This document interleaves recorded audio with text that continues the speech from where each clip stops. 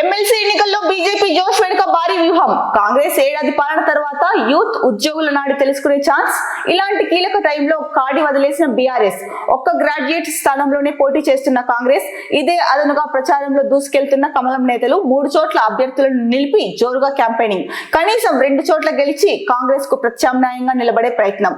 So MLC ఎన్నికల్లో అయితే కనుక బీజేపీ ఫుల్ జోష్ తో ఉంది. దీని వెనకాల భారీ వ్యూహమే ఉందని చెప్పేసి ఒక ప్రధాన వార్త ఇచ్చారు.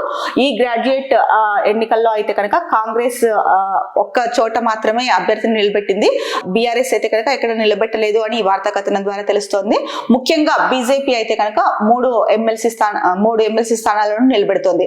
అయితే కాంగ్రెస్ ఏడాది పాలన తర్వాత యూత్ ఉద్యోగుల నాడి తెలుసుకునే ఛాన్స్ ఇది. ఇటువంటి అవకాశాన్ని కూడా, అంటే ఇలాంటి కీలక టైం ని కూడా బీఆర్ఎస్ వదిలేసింది అని చెప్పేసి చెప్పారు.